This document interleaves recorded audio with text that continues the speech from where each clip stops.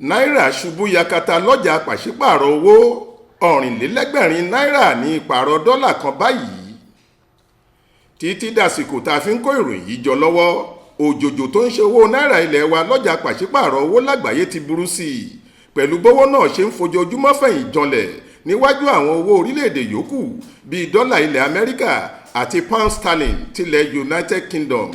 Ní lọ́wọ́lọ́wọ́ yìí, títí di àwọ̀lésùn ọjọ́ àìkú Sunday ọjọ́ 23 oṣù keje tá a wà yìí, Ọrinlelẹgbẹrin náírà ó dín mẹ́rin 876 ni wọ́n ń pààrọ̀ owó dọ́là kan ṣoṣo. Ọ̀rọ̀ náà lè débi pé pẹ̀lú ìfòyà làwọn tí wọ́n ń ṣe okòwò pàṣípààrọ̀ owó ilẹ̀ òkèèrè sí tiwa, ìyẹn àwọn olókoòwò Bureau de exchange táwọn èèyàn tún ń pè ní àbókí fi ń ṣẹ́ owó náà. Níṣe ni wọn yóò kọ́kọ́ dá ẹni tó fẹ́ ṣẹ́ owó dọ́là sí náírà tàbí tó fẹ́ ra náírà sí dọ́là dúró ná láti sáré lọ wo iye tí pàṣípààrọ̀ owó náà jẹ́ lọ́wọ́lọ́wọ́ kí wọ́n tó dá a lóhùn. Ọ̀pọ̀ ìgbà ló sì jẹ́ pé láàrin wákàtí méjì síra wọn ni náírà yóò tún ti mí sẹ́yìn sí ti dọ́là. Kìíní náà kò ṣẹ̀ṣẹ̀ bẹ̀rẹ̀. Láti bí ọ̀sẹ̀ méjì sẹ́yìn ni owó náírà ti ń fẹ̀yìn jọlẹ̀ sí ti dọ́là, àmọ́ láàrin ọ̀sẹ̀ kan tó kọjá níṣe ni iye tí wọ́n ń pààrọ̀ náírà sí dọ́là túbọ̀ burú sí i. Àárín ọjọ́ mẹ́ta péré sì ní dọ́là kan tí wọ́n ti ń pààrọ̀ ní okòólélẹ́gbẹ̀rin náírà, ìyẹn 820 náírà di Ọrinlelẹgbẹrin náírà dín díẹ̀ báyìí.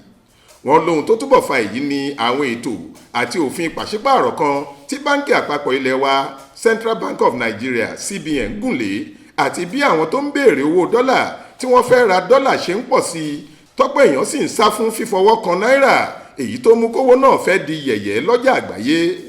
Bákan náà ni báwọn olókoòwò ṣe mẹ́fò pé náírà yóò tún ṣubú sí i, àtàwọn ìpèníjà míì gbogbo tó rọ̀ mọ́ ètò ìpààrọ̀ owó.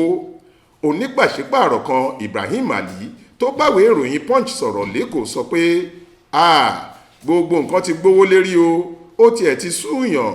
Lọ́jọ́ Ẹtì Friday tó kọjá yìí, 108 náírà àtààbọ̀ 850 náírà là ń ra dọ́là kan, a sì ń tà á 108 àti náírà 75, ìyẹn 865. Ọ̀rọ̀ rẹ̀ ọ̀hún kò yàtọ̀ séyìí tí Alhaji Sanni Abdul sọ. Ó ní bí náírà ṣe ń di pọ́ńtọ̀ lọ níwájú owó dọ́là yìí burú gidi ni o. Ọjà pàṣípààrọ̀ kò dúró sójú kan báyìí, kò sì ṣeé ṣe láti mọ béèyàn yóò ṣe pinnu ohun tó fẹ́ rà, torí láàrin ìṣẹ́jú kan sí ìkejì gbogbo ìṣirò téèyàn ṣe yóò dàbàrú ni.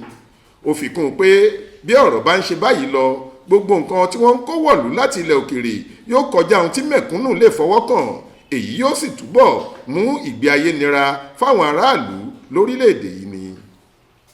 Faith Adébọ́lá ló ń jábọ̀ ròyìn fún iléeṣẹ́ tẹlifíṣàn Aláròye online.